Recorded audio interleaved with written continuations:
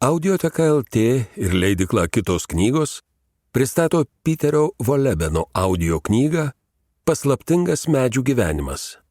Ką jie jaučia, kai bendrauja. Neregimo pasaulio atradimai. Iš vokiečių kalbos vertė Zita Baranauskaitė Danielienė. Įgarsino Rimantas Bagdzevičius. Pratarmė. Pradėjęs dirbti girininku, apie neregimą medžių gyvenimą numaniau ne ką daugiau, nei mėsininkas apie gyvūnų jausmus. Šiuolaikinė miško pramonė tiekia medieną, taigi kerta medžius, paskui plynus plotus želdina. Pavarčius specializuotus žurnalus susidaro įspūdis, kad miško gerovė rūpinamasi tik dėl to, kad būtų gauta kuo daugiau medienos. Tokia ir girininko kasdienio triūso paskirtis. Nenuostabu, jog ilgainiui jo žvilgsnis toliau ima nė nesiekti. Vadovaudamasis tokiomis nuostatomis, ir aš kasdien turėdavau įvertinti šimtus eglių, bukų, ąžuolų, pušų, ar tinka lentoms, kokia jų vertė rinkoje, tad tikrovės suvokimas gerokai susiaurėjo. Gal prieš 20 metų pradėjau rengti išlikimo žygius ir iškylas į gamtą. Šių iškylų dalyviai apsistodavo rąstinėse trobelėse. Vėliau prisidėjo kelionės į miško kapines ir sengirių draustinius. Bendraudamas su žygeiviais, o jų buvo labai nemažai, atgavau pradinę miško sampratą. Kreivi, gumbuoti medžiai, kuriuos anksčiau laikiau menkaverčiais, keliautojams kėlė susižavėjimą. Pabendravęs su jais, lioviausi matavęs kamienus. Akis užkliūdavo už įmantrių šaknų, keistai nuaugusio medžio, švelnių samanėlių ant kamieno. Meilė gamtai, o ją pajutau būdamas 6 metų, vėl atgijo. Ir atsivėrė gausybė sunkiai suvokiamų stebuklų. Be to, Acheno universiteto mokslininkai mano girininkijoje pradėjo nuolatinius tyrimus. Daug dalykų buvo išaiškinta, bet klausimų kilo dar daugiau. Girininko darbas ir vėl tapo man patrauklus. Kiekviena miške praleista diena atskleisdavo ką nors naują. Pradėjau nepaprastai apdairiai prižiūrėti ir tvarkyti mišką. Tas, kas žino, kad medžiai jaučia skausmą, kad jie atmena, kad lapuočiai ir spygliuočiai tėvai gyvena draugę su vaikais, tas nebeįstengs lengva ranka kirsti jų ar skusti miško galingomis mašinomis.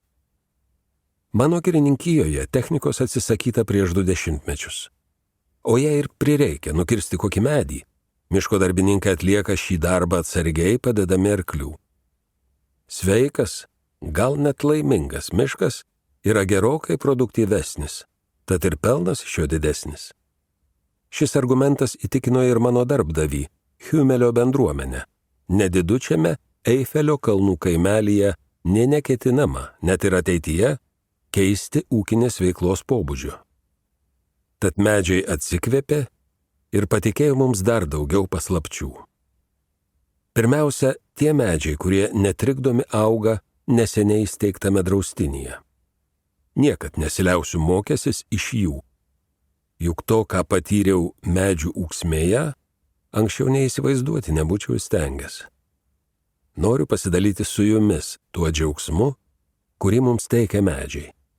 Ir kas žino, gal kitą kartą vaikštinėdami po mišką, jūs patys patirsite mažų ar didelių stebuklų.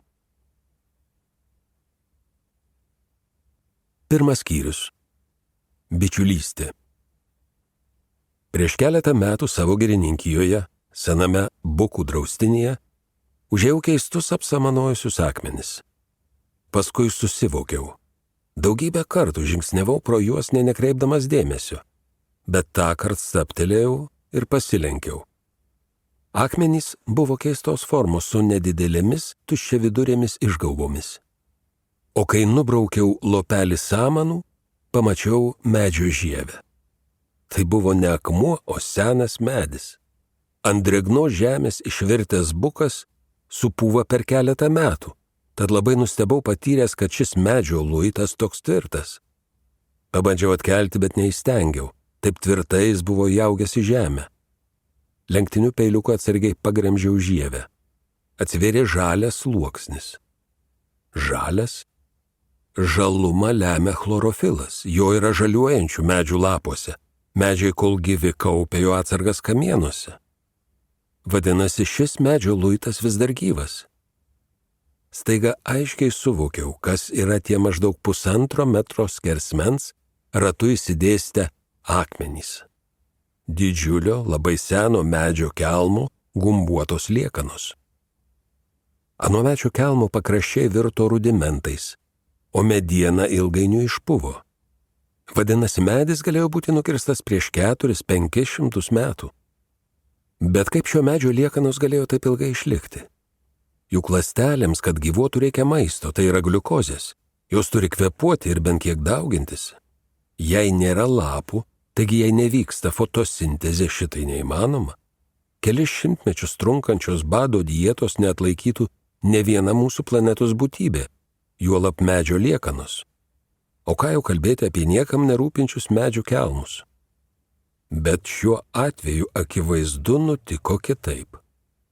Šiam kelmui pagelbėjo greta augantys, šaknimis susisiekiantys medžiai.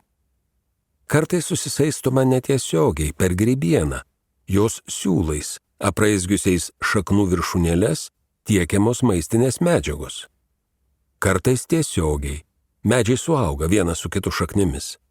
Kaip nutiko šį kartą, nežinau. Tiesiog nenorėjau engti šio seno kelmo, rausdamasis aplink. Šiaip ar tai buvo visiškai aišku. Greta augantis bukai tiekia kelmui gliukozės ir šitai palaiko jo gyvybę. Kaip medžiai tarpusavį susisaisto, galima pamatyti kelkraščių atšlaitėse. Lietaus išplautame šlaite atsiveria šaknų raizgynė.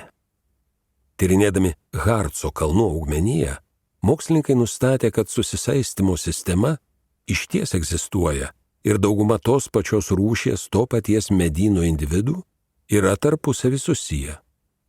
Atrodo vadovaujamasi taisyklėmis dalytis maistinėmis medžiagomis ir pagelbėti bėdos ištiktiems kaimynams. Tai verčia manyti, kad miško superorganizmų bendrabuvio sąranga yra panašiai skruzdėlyno sąranga. Aišku, galima ir paabejoti. Gal medžių šaknis melkėsi į žemę be jokios tvarkos ir tikslo, o kai pasiekia tos pačios rūšies medžių šaknis, susiraizgo su šiomis ir tiek. Paskui jau jiems nevalia tenka dalytis maistinėmis medžiagomis, suaugti į savotišką bendriją, nors iš tiesų jie tiek ir žino, kartais duoti, kartais imti. Galbūt intensyvios pagalbos teikimas, nors taip ir pagerinama miško ekosistema, tik atsitiktinumų virtinė. Tačiau gamtos gyvenimas nėra toks paprastas. Turino universiteto mokslininkas Massimo Maffei žurnale Max Planck Forschung teigia, augalų, taigi ir medžių šaknys, keroja visiškai atskirai, nesusisaistydamos su kitų rūšių augalų ir netgi su tos pačios rūšies individų šaknimis. O kodėl medžiai yra socialios būtybės? Kodėl dalyjasi maistinėmis medžiagomis su giminaičiais? Kodėl taip noriai peni konkurentus? Nes ir jie vadovaujasi tokiomis pataisyklėmis kaip žmonės. Drauge geriau. Vienas medis tai ne miškas. Vienas pats jis nelemia vietos klimato, nėra apsaugotas nei nuo vėjo, nei nuo audros. O jei krūvoj auga daug medžių, susidaro ekosistema. Kaitra ar šaltis sušvelnėja, sukaupiama vandens, palaikoma oro drėgmė. Tokioje aplinkoje medžiai yra saugus. Jie labai ilgai gyvuoja. Tai įmanoma, kad ir kiek atsieitų tik išsaugant bendrystę. Augdami kas savo, ne visi medžiai sulaukia senatvės. Vėjai lajose kaskart palieka didelių properšų, tad lengviau įsisuka audra ir išverčia gerokai daugiau medžių. O vasarą saulės spinduliai prasiskverbia iki pat miško paklotės ir ją išdžiovina. Dėl to visiems tik blogiau. Bendruomeniai svarbus kiekvienas medis. Jį stengiamasi išsaugoti kuo ilgiau. Todėl pagalba teikiama net ir ligotiems medžiams. Maistinėmis medžiagomis jie aprūpinami tol, kol atkunta. Pasitaiko, kad paskui viskas apsisuka. Pagalba teikusiajam gal ir pačiam prireikia paramos. Prisimenu stamantrių pilkšvų bukų giraitę. Ji man panaši, į Dramblių kaimenę. Ir drambliai rūpinasi savo kaimenės nariais, padeda ligotiems, sunkiai bepaeinantiems ir labai nenorom atsisveikina su mirusiais giminaičiais.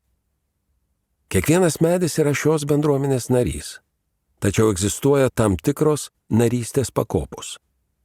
Dauguma kelmų supūva, per kelis dešimtmečius jų nė žymės nelieka, medžiams tai netrunka nutikti. Tik nedaugelis jų, kaip minėtieji apsamanoja akmenys, įstengia išsaugoti gyvybę šimtmečius. Kodėl taip nutinka? Kodėl taip skirtingai? Ar medžių bendruomenėje irgi yra sluoksnių kaip žmonių visuomenėje? Regis taip, nors apibūdinimas sluoksnis šiuo atveju ne visiškai tikslus. Tai veikiau susisaistimo laipsnis, gal net palankumas, skatinantis teikti bendrams pagalbą. Tuo galite įsitikinti pakėlę akis į lają. Dažniausiai medis šakas kečia tol, kol pasiekia gretimo tokio pat aukščio medžio šakų viršūnėles. Toliau nebeauga. Ten oro, tikriau sakant šviesos, plotas užimtas. Tačiau šoninės šakos būna gan tvirtos. Tad susidaro įspūdis, kad ten viršuj išties rungiamasi. Tikrų draugų pora nuo pat pradžių stengiasi kits kito link neišleisti pernelyg daug šakų. Ne vienas jų nenori iš kito nieko atimti. Todėl tanki laja skleidžiama išorės, taigi ne draugų link. Tokios poros šaknys yra taip glaudžiai susipynusios, kad kartais abu medžiai miršta vienu metu. Šitokios draugystės, jos skatinamos pagalbos, net ir kelmais virtusiesiems pavyzdžių galima aptikti tik natūraliai augančiuose miškuose. Veikiausiai tai būdinga visų rūšių medžiams. Be bukų esu matęs ir seniai nukirstų ąžuolų, kėnių, eglių ir pocūgių gajų kelmų. Želdinti miškai, tokie yra dauguma vidurio Europos spygliuočių miškų, dažniausiai gyvuoja kaip beglobiai vaikai. Sodinukus kasant labai pažeidžiamos šaknys, tad persodinti medžiai regis vargiai įstengia ir vėl supinti šaknis į vientisą tinklą. Tokių miškų medžiai dažniausiai esti vienišiai. Jiems labai sunku. Dažnas jų nesulaukia senatvės. Juk medis, nelygų jo rūšis, subręsta maždaug po 100 metų. Antras skyrius. Medžių kalba. Pasak žodyno, kalba tai žmogaus raiškos būdas. Jei šitaip, juk apibrėžime apsiribojama vien mūsų paderme, vadinasi kalbėti geba tik žmonės. Bet gal neprošal sužinoti, kad ir medžiams būdinga raiška. O kaip jie tai daro? Šiaip ar taip mes negirdime, nes šitai vyksta nepaprastai tyliai. Vėjo siūbuojamų šakų girgždėjimas, lapų šnarėjimas yra pasyvūs veiksmai. Patys medžiai čia niekuo dėti. Jie reiškiasi kitaip. Skleidžia kvapiąsias medžiagas. Kvapiosios medžiagos yra jų raiškos priemonė. Bet tai būdinga ir mums, žmonėms. Kodėlgi stveriamės dezodorantų ir kvepalų, o jei ir nevartojam jų, mūsų kūno skleidžiamas kvapas vis tiek smelkiasi į kitų žmonių sąmonę ir pasąmonę. Vienų žmonių kvapo mes nė nejuntame, kitų kvapas priešingai yra sodrus. Mokslininkai teigia, kad prakaito sudėtyje esantis feromonai lemia, kokį partnerį mes pasirinksime, su kuo norėsime susilaukti palikuonių. Taigi slapčia mes kalbamės kvapais. Bet medžiai šitaip irgi gali. Prieš 40 mečius Afrikos savanoje buvo pastebėta štai kas. Žirafos mėgsta rupšnoti skėčio pavidalo akacijų lapus, o šioms tai visai nepatinka. Kad atbaidytų ėdrūnes, akacijų lapai per kelias minutės išskiria nuodingųjų medžiagų. Žirafos tai pajutusios nulinguoja prie kito medžio. Prie kito? Ne, jos aplenkia keletą medžių ir tik už kokių 100 metrų vėl imasi rupšnoti. Neįtikėtina, rupšnojama akacija išskiria dujų, šiuo atveju etileno, ir šitaip įspėja greta augančias akacijas, kad kilo grėsmė. Įspėtieji medžiai taip pat išskiria nuodingųjų medžiagų, pasirengę gintis. Žirafos žino apie tokius žaidimus, tad nurisnoja kiek tolėliau į savaną ir imasi nieko nenuvokiančių medžių. Arba rupšnoja atsistojusios prieš vėją. Akacijų skleidžiamas kvapas pavėjui netruks pasiekti gretimus medžius, tad žirafos parisnojusios prieš vėją užklumpa tas akacijas, kurios nė nenuvokia kylant grėsmę. Panašus procesai vyksta ir mūsų miškuose. Bukai, eglės ar ąžuolai, kiekvienas medis, jei tik kas pradeda jį krimsti, patiria skausmą. Vos tik vikšras suleidžia dantis, aplink pažeistą vietą iškart pakinta audiniai. Pažeistas medis, kaip ir žmogaus kūnas, siunčia elektros signalus. Žinoma, šie impulsai pasklinda ne per mikrosekundę, kaip žmogaus organizme. Jų greitis centimetras per minutę. Tad iki lapuose sutelkiama apsauginė medžiaga, apkartinsianti parazitams puotą, praeina valanda. Medžiai gyvena iš lėto, tolygiai. Net ir tada, kai kilus grėsmiai, regis reaguojama maksimaliai greitai. Nors viskas vyksta lėtai, medžio atskiros dalys gyvuoja anaiptol ne kas sau. Jei šaknims kyla grėsmė, informacija paskleidžiama po visą medį ir lapai išskiria kvapiųjų medžiagų. Ne šiaip kokių, o ypatingų, aiškios paskirties. Tai dar vienas medžių gebėjimas, paskesnėmis dienomis padėsintis atsiginti nuo antpuolio. Pagal vabzdžių rūšį jie atpažįsta, kokia neganda jų laukia. Kiekvienos vabzdžių rūšies seilės yra vis kitokios. Pagal jas vabzdžiai yra atpažįstami. Taip gerai atpažįstami, kad nedelsiant paskleidžiamas masalas priviliojantis tų vabzdžių ėdikus. Šie džiaugsmingai puola kauti su priešu, pagelbėdami medžiams. Guobos ir pušys vilioja vapsveles. Šie vabzdžiai deda kiaušinius į lapus griaužiančias lervas. Išsiritusios iš kiaušinių, vapsvelės kąsnis po kąsnio leliukėje sudoroja būsimosios plaštakės lervą. Nepavydėtina mirtis.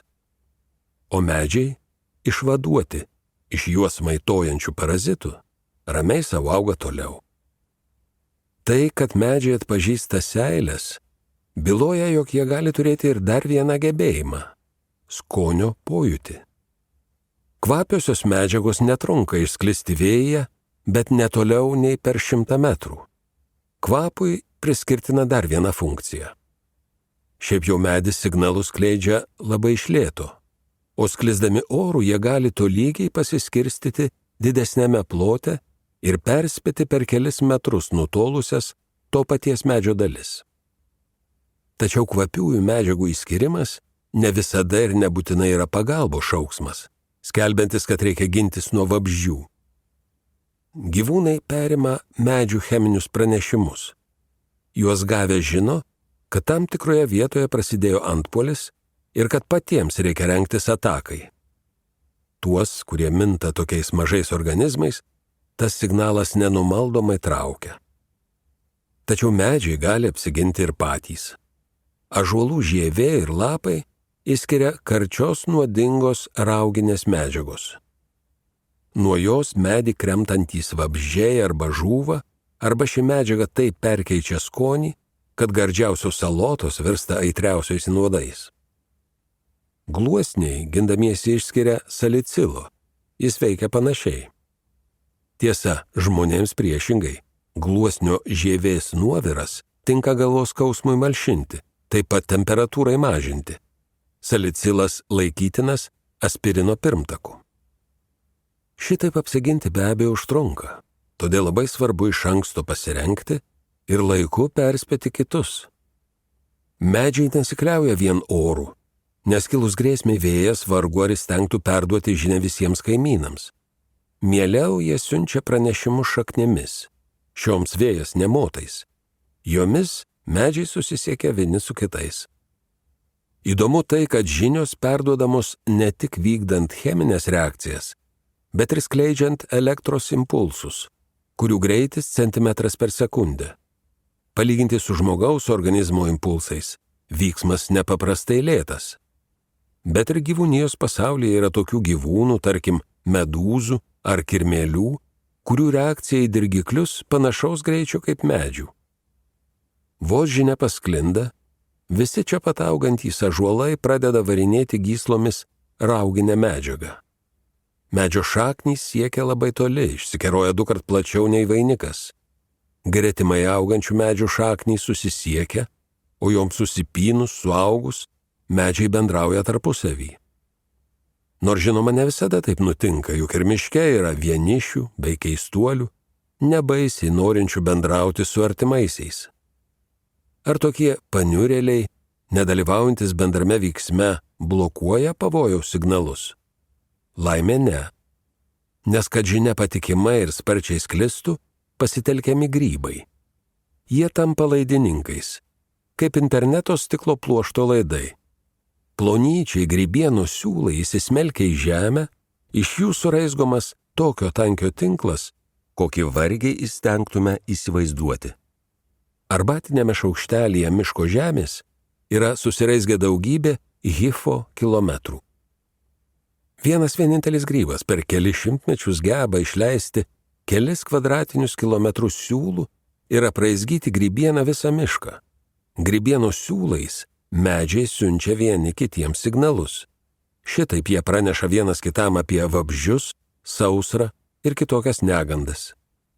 Šių laikų mokslininkai jau kalba apie mūsų miškus apraizgiusį Wood Wide Web, pasaulinį miškatinklį. Kas ir kaip šiuo tinklu pranešama, dar labai menkai ištirta. Galbūt ryšys egzistuoja ir tarp skirtingų rūšių medžių, net ir tuo atveju, jei jie tarpusavėje konkuruoja. Grybai turi savo strategiją, labai patikimą ir nuoseklę. Medžiams nusilpus, sumenksta veikiausiai ne tik jų gynybinės galios, bet ir gebėjimas bendrauti.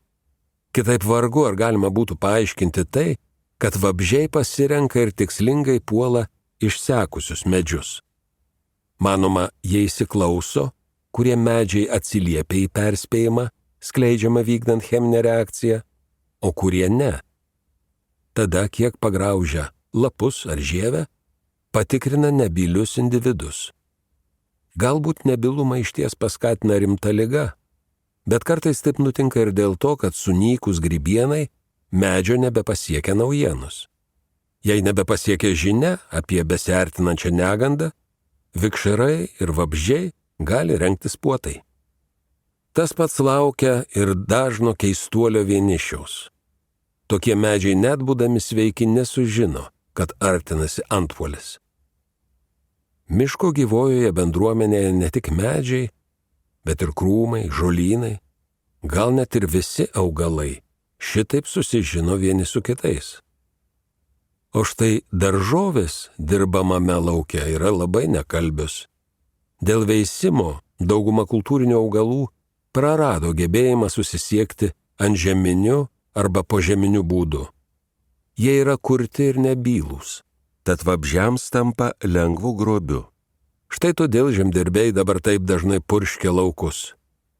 O verčiau nusižiūrėję nuo miškų, įskiepytų javams ir bulvėms laukiniškumo, taigi ir plepumo. Medžių ir vabzdžių bendravimas sėtinas ne tik su gynyba ir ligomis.